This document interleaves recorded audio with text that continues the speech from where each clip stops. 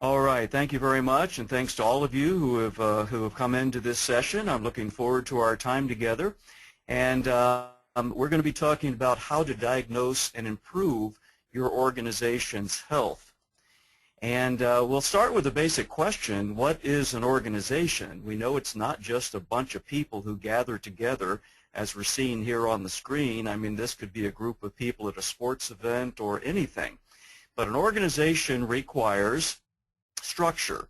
And we're going to look at the structure of an organization and how we might assess the health of this organization utilizing three different structural parts.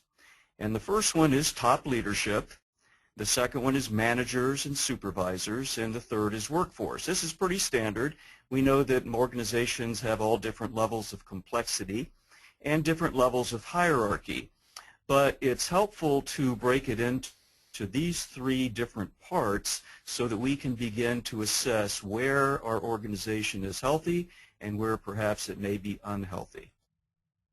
And when it works, when all the different parts are in place, we're happy. It works. We're pleased. And so especially the top leader, because they want to see the organization go forward and they want to see the organization running smoothly.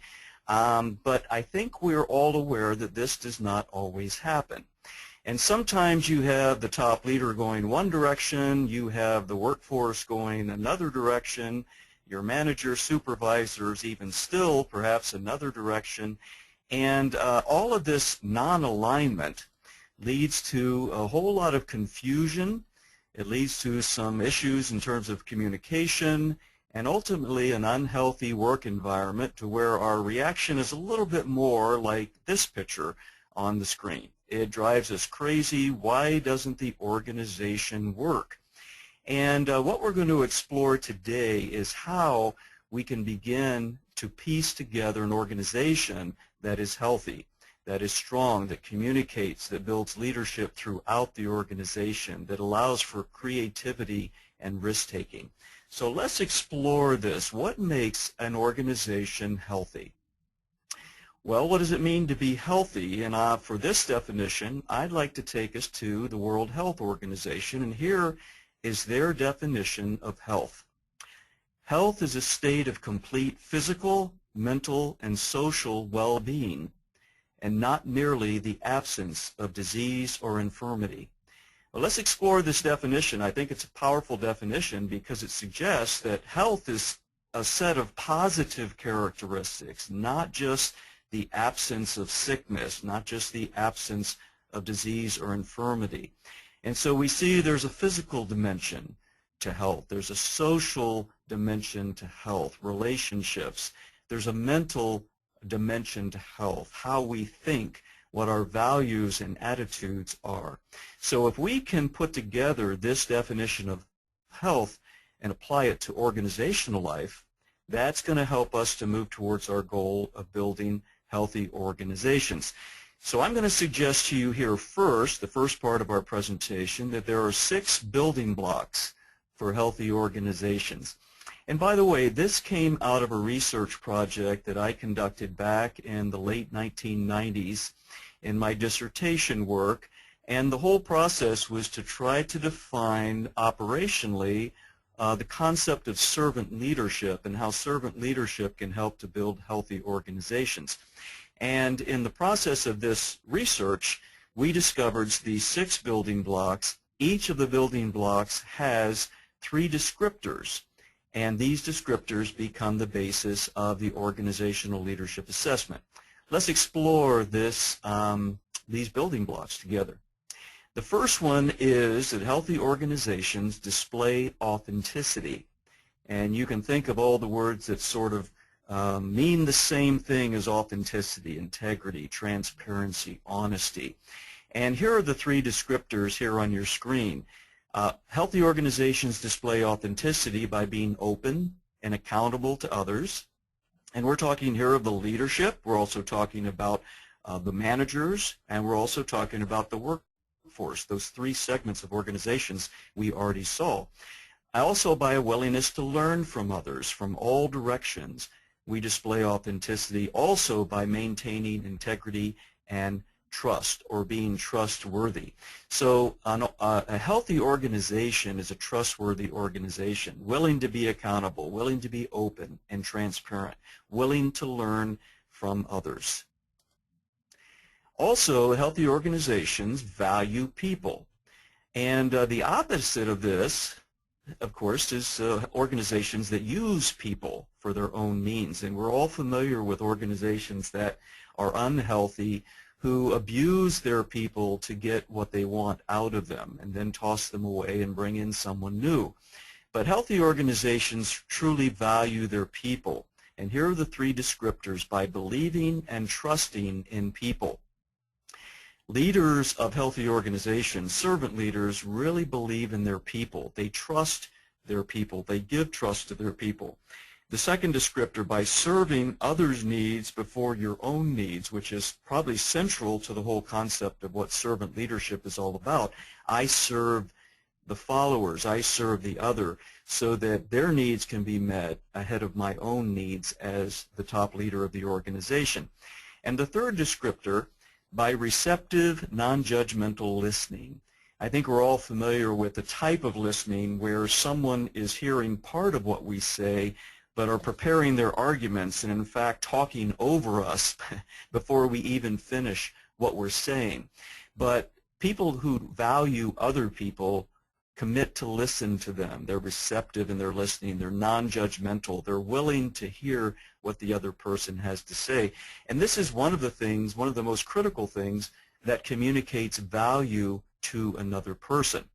So we've seen two of these, display authenticity and value people, but I'd like to explore this one element of trusting people by asking you a question.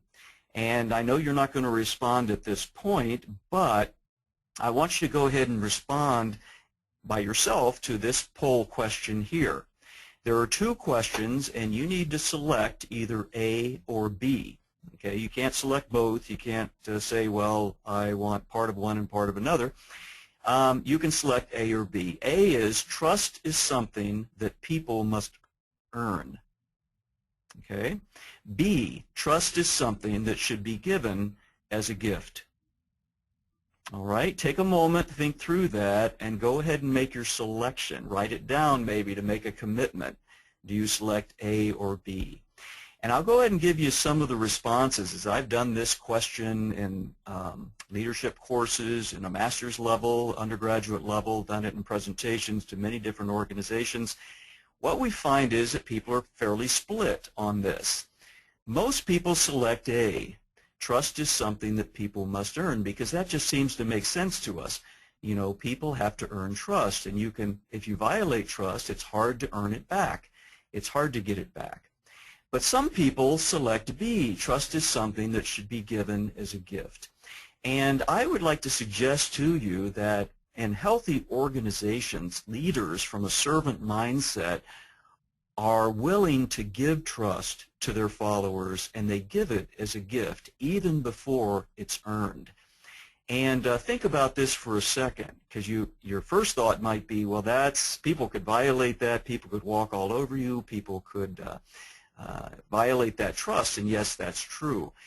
But think about someone who trusted in you, believed in you at an early stage of your own leadership development, even before you had earned that trust. What did that trust given as a gift do for you? I know this happened to me, people that believed in me and shared that belief in me, and what it did is it encouraged me to reach out, to reach toward my potential, to try to live up to the belief that they had in me.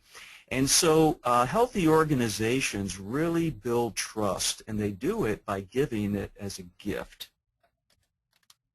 Here's the third area. Healthy organizations develop people by providing opportunities for learning and growth, by modeling appropriate behavior from the leadership, and building up others through encouragement and affirmation. So healthy organizations are not, again, just going to use people up, and if you're not fitting their scheme, toss you away. But healthy organizations are going to be committed to their employees. They're going to be committed to developing them, to identify their gifts, to do job fit analysis so they can put people in the best positions so that they can reach their potential. Yes, they provide training, they provide development opportunities, and they're willing to just have a learning spirit within the organization. We're a learning organization. We're here committed to growth and development. So far we've seen 3 of our 6 areas: display authenticity, value people, develop people, and I hope you're seeing that these are not just kind of nice characteristics, but they require that we change the way we think and act towards those that we lead in our organizations. Let's look at the 4th one. Healthy organizations build community. And this is not the area of serving the community outside the organization. This is about building community within the organization by building strong personal relationships, working collaboratively with others versus competitively, and valuing the differences of others. So this is the whole area of diversity and celebrating differences and gaining the strength that comes from differences. And it's also the whole area of commitment to partnership, commitment to working with others, not working in silos, not separating our teams and competing for scarce resources. And to illustrate that, I want to share a little bit of a story with you here, and you may or may not recognize this picture of who this is, but you'll probably recognize this picture. Yeah, that's Nelson Mandela, and the earlier picture, the one on the left, is when he was younger as an attorney serving in South Africa, working for the African National Congress. And you're familiar with the fact that under the regime of apartheid that Nelson Mandela was put into prison for 27 years. Here's a picture of Robben Island Prison where he lived 27 years of his life. He was finally released at the age of 71. Pretty amazing. Imagine your own reaction to having 27 years of your life pulled away from you, your professional life, your personal life, and being imprisoned for this period of time. Well, how did Nelson Mandela respond? Well, here's him giving a speech just after being released from prison, and he made this statement: "As I walked out the door toward the gate that would lead to my freedom, I knew if I didn't leave my bitterness and hatred behind, I'd still be in prison." And so Nelson Mandela first led himself. He worked on his own emotions, his own reactions, his own feelings so that he could become a leader and lead his people. And we know that that produced the opportunity where he became president. And he eventually won the Nobel Peace Prize in 1993. What many people don't know is that Nelson Mandela did not win this prize alone. He shared the prize with Frederick Willem de Klerk, who was the president of South Africa during the time that Nelson Mandela was in prison and was released. So these two men were, by most considerations, enemies. They were on opposite ends of the political spectrum, opposite ends of the racial spectrum, and yet they partnered together to build a new South Africa, and together won the Nobel Peace Prize. A wonderful example of working in partnership, building community across diversity, across boundaries. Or healthy organizations also provide leadership by envisioning the future, vision, by taking initiative or action. Leaders have a bias for action, and by clarifying goals, mobilization. Healthy organizations are well led. They're given direction from the leaders. Their leaders are clear about the vision, the direction of the organization, and they help people to move forward. But we add the 6th item, which is critical, that healthy organizations share leadership by facilitating a shared vision, sharing power and releasing control, letting others lead, and sharing status and promoting others. So we have these 6 areas that identify healthy organizations. They display authenticity, value people, develop people, build community, provide leadership, and share leadership. Okay? So what do we do with this? Now we've worked with this in assessing organizations, and we found that organizations fall into different health levels. Ultimately there are 6, but we're going to focus on 4 of these here today and illustrate these for you. And basically it's the presence or absence, the level of presence or absence of these 6 characteristics that we've just learned applied to the organization and practiced by the organization. So at these 6 levels, we're going to see at the bottom, Org 1 and 2, poor to toxic organizational health. Then in Org 3 is limited organizational health, still kind of poor, not that strong. We're going to look at the details of this. Then we get up to an Org 4, which is moderate to good organizational health.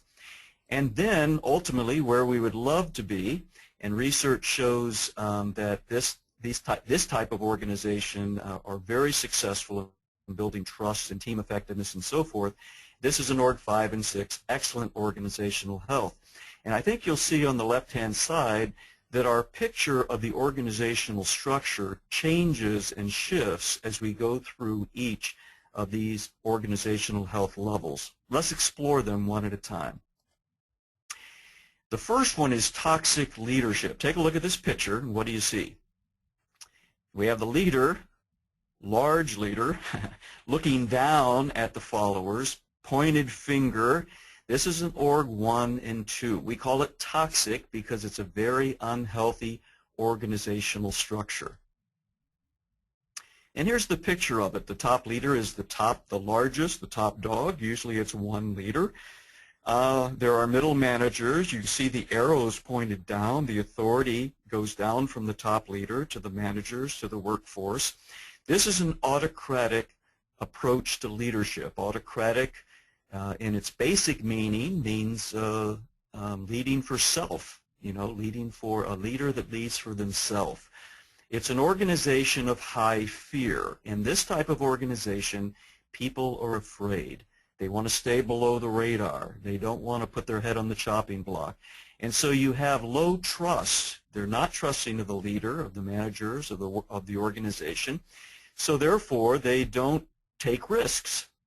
And they're not willing to express creativity because that takes a risk. Someone may call you for that, may call you down for it. So there's poor communication. People are afraid to communicate in this organization.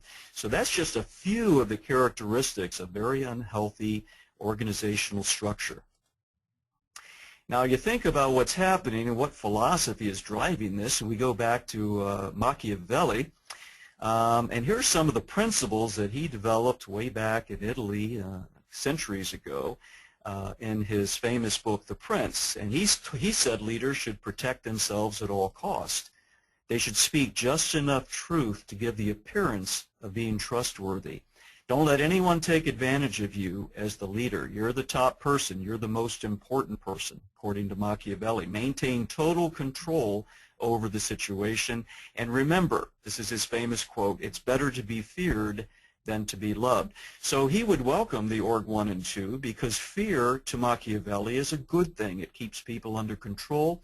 It makes people comply with the wishes of the leader, and this to Machiavelli is good.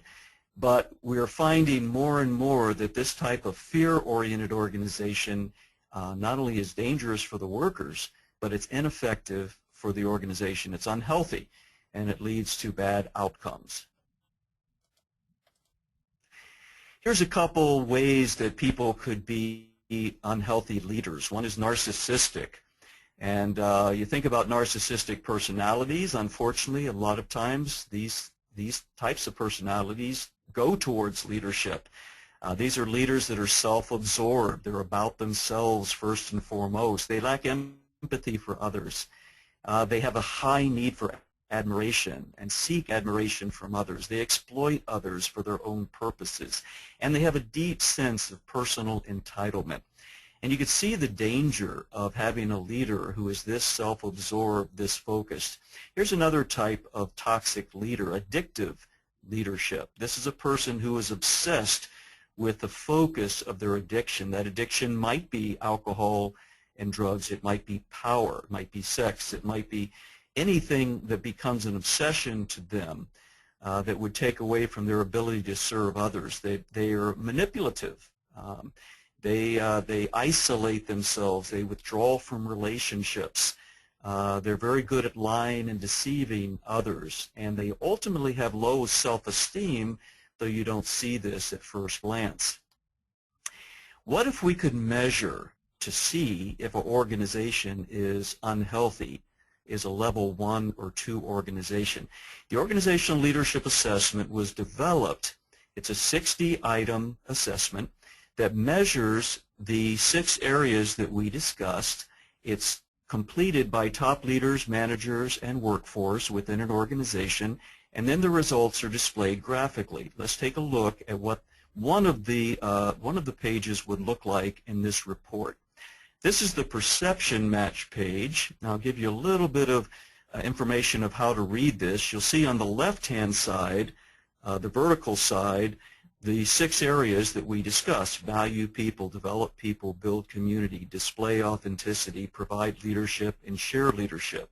Across the top, horizontally, you'll see the 6 organizational health levels, and we've been talking about toxic health, Org 1 and 2. Now the 3 bars are the 3 different sections of organizations. The red bar is top leaders, the green bar, managers, supervisors, and the blue bar is the workforce. And a couple things you'll see right away is the blue bar is a whole lot lower in their analysis of, valuing people, for instance, the very first one. Top leaders see it up there at an Org 4, managers in an Org 3, the workforce in an Org 2. And then the perception gap becomes even wider when we look at developing people. Look at the difference between the top leaders in developing people, see it as an Org 5, and the workers in an Org 2. What do you think is happening in this organization? What do you think is going on? What are the dynamics? Can these groups communicate with each other, top leaders, managers, and workforce? Yes, there's a lot of breaks in communication, issues of creativity and risk-taking. Here's job satisfaction. Top leaders way high, managers in the average, good range, and then very, very low for the workers. And here's another report. We look at readiness for change, and you can see that this particular organization, a toxic organization, has very limited readiness for change because their power level is low, their health level is low, and their perception match is very, very high. Well, here's our next level. When we get past an Org 1 and 2, we get up to an Org 3. This we call negative parent or negative parental leadership. Take a look at this photo and what it represents. The woman is the leader talking down to the child, okay? And what's her response? Look at her. Yeah, she's just sort of cowering and hiding, trying to hide, and yet dealing with this negative parental style. And so here's our image of that. Negative paternalistic leadership are those organizations that score in a particular range on the OLA. What we find with these organizations is that the leadership is critical. They're seen as critical, like a parent often can be critical of their children, talking down to their employees. They emphasize negative reinforcement or punishment. If you do this, then you will be punished. You'll be fired. You'll be put on a probation, whichever. It's a fear motivation. Not as much fear as in a toxic organization, but still very much a fear motivation, and a good deal of avoidance. There's really a parent-child relationship and model where the leader takes the role of a parent, a negative parent, talking down to, you'll never amount to anything, and the children then are the employees. And the dynamic that occurs here is that if we treat our employees as children, they will tend to respond back as children, and that then reinforces our parental emphasis, and then that reinforces their childlike response. And children can respond either by being compliant or by being manipulative. And we see those types of negative behaviors in this type of organization. So this type of reinforcing negative parental model is very powerful in organizations. And in an org 3, it's a negative experience, and we need to find a way to break this cycle. We're going to give you a suggestion here in a moment how to do that. And here is the graphic presentation from the OLA report, and you can see that the blue bar here for an org 3 is moved up to the org 3 level. Top leaders, there's still pretty good perception gap. But what's interesting with this one, by the way, these are real organizations that we're presenting with these graphs. The managers are lower than the workforce. Very interesting dynamic, and points to significant issues that are present between the management team and the top leaders of the top leadership team. This gives you an opportunity to address that and begin to build a healthier organizational structure. Here's the next level of organizational health, org 4, and this is the positive parent, positive parental leadership. Take a look at the photo, and what do you see? The role of the leader is sort of nurturing, caring, supportive, kind parent, and the child is compliant child who needs the guidance of their parent. Well, let's look at the strengths and weaknesses of this level. We're obviously getting more positive. We're into moderate to good organizational health. And this is all about the leader who is nurturing, caring, supportive. Positive reinforcement is used, rewards as opposed to punishment. Fear is there, yes, but more mixed with respect. I respect my leader, and I keep my distance a little bit, but I respect them. But here's the real key. It's still a dependency. The workers are dependent upon the leader to care for them, to nurture them. The workers are not leaders themselves, but the top leadership still resides in the top leader or the top leadership team. So you still have a parent-child dynamic. It's positive at this point, which of course is much better than the org 3. It's positive paternalistic, but still you have this situation where I am nurturing you as a leader and caring for you, talking down to you, but in a kind way, but you then tend to respond back in a child role. And again, we look at compliance. This is the worker. I've heard this stated by students who said, well, I want that. I want to be cared for, and I want to be told what to do, and I want to be told when I do it right, and all of that. And yet, what this particular health level does is it reinforces compliance. It reinforces dependency instead of building leaders throughout the organization. So let's look at what this looks like. Here's the org 4, and you can see the blue line. And again, this is another organization, and you can see the perception match is closing up a bit here, and the workers see this more positively, and the managers, there's variations on their responses. So we've seen 3 so far: toxic, the negative parent, and the positive parent. Is there another way? You've seen the strengths and weaknesses of these. So let's look at the next level of organizational health. We'll call it servant partner leadership. And take a look at the photo here. What's different? Well, one, there's a whole group of people, and one question you could ask yourself is, well, who's the leader? I'm not sure you can answer that by looking at this photo, but that's significant because let's look at the dynamics of a servant partner leadership organization, an org 5 and org 6.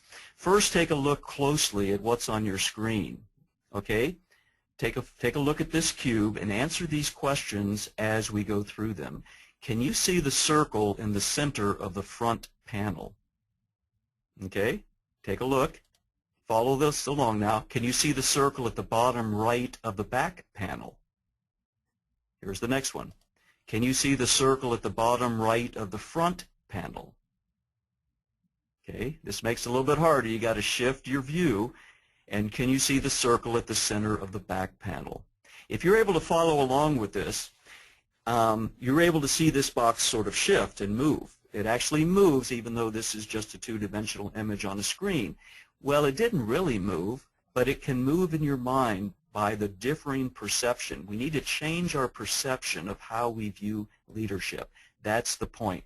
Here's the way we were looking at it before initially. Top leaders at the top, managers, supervisors, and then workforce.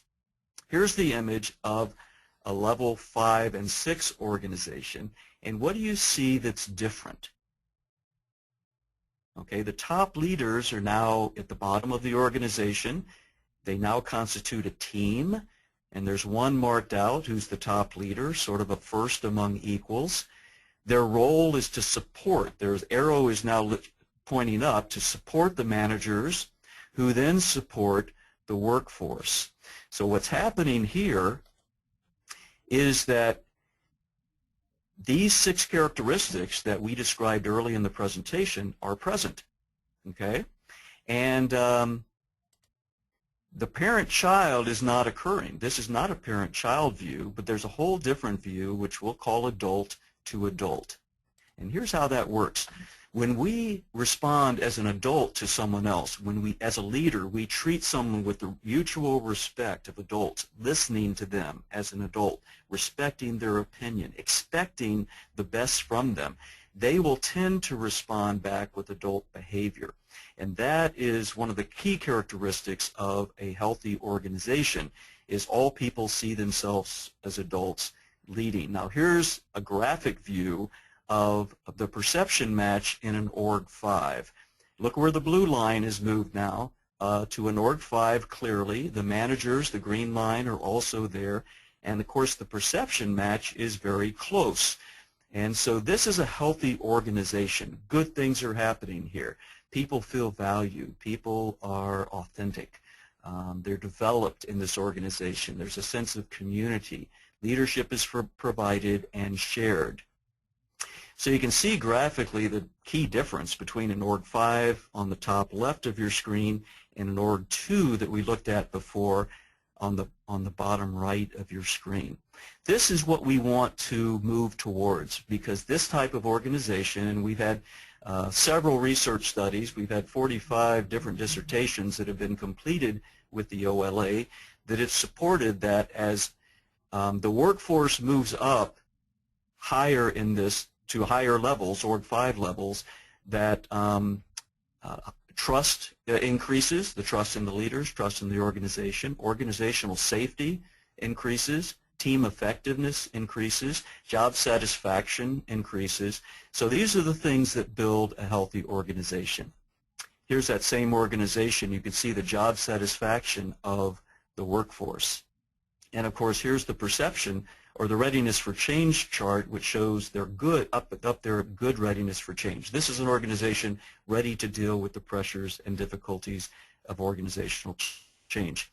So with servant leadership, we want to build these 6 characteristics throughout the organization. And that can be done. It can be done through intentional organizational development interventions that seek to get people to think differently about leadership, differently about how they relate to one another as an adult to an adult, and seek to build these qualities within the organization. Let me close off with a story here, and this has to do with an organization from Indiana in the United States that several years ago started a branch office in Atlanta. And their main office was in Indiana, quite a ways away, and Wabash, Indiana. And in the morning of November 29, 2007, Ken Rauch, who was a student of mine and also the HR director in this organization, received a call from the manager of the GNS plant in Manchester, Georgia, about 60 miles south of Atlanta. There had been an explosion in the plant, which you can see the results of here on your screen. The manager was pretty calm about it all. We think he was in shock. And Ken asked if everything was under control. He said it was. But then the call from the media came, Bloomberg News Service, wanting to comment. Well, then it got on CNN, and obviously this was a very, very big deal. 3 workers were burned in the blast and were taken to the hospital. and ultimately one of those workers died. CNN showed the damaged building on national TV. Ken called for the company plane to take a group down to Georgia to confront this situation. And his first question was, if you were an employee in this situation like our employees in Georgia, what would you need? That's a great question because he's focused on the needs of the employees. And they went there and they gathered the employees together, they talked to them, they sent them home to be with their families, invited them to come back the next day. They weren't sure if they would come back, but Ken then went and talked to the media. He decided that, as I face this, I'm going to utilize this servant leadership model that we had learned about in class, the one we have looked at today. How do I value the media? How do I value these employees? How do I display authenticity? And so as he went into this, he decided to be open and upfront and honest. At one point, the fiance of one gentleman who was injured and was ultimately died, asked to see the location of the blast, and Ken was aware of the legal issues, but he said, no, we're going to be open, we're going to be honest. He allowed her to come into that. All of his actions were guided by this particular model that we have talked about today, and it made all of the difference because this difficult situation needed authenticity and valuing of people and developing people, building community, providing and sharing of leadership. And the ultimate result from this was that this community supported the leadership of this organization. And no lawsuits were filed. There were, of course, inspections from the government that came in, and these were all handled in a healthy, a strong way. And one of the things that Ken mentioned that I would like to share with you is that he stated that once he determined his philosophy, this particular model was in his mind and in the minds of his team, he stated it was easy, once he had settled on his basic values, to make the decisions that needed to be made. No spin, no self-protection, no needing to make false positive impression. And so he decided to serve. He decided to ask, what do you need? What would I want in this situation? And he made a statement. He says, you have one chance in situations like this to hit the right tone. And what you do comes out of what you believe and out of who you are. So I think I've come to the end of my time for presenting, and we now can go and share some questions. So I'd like to slide up here.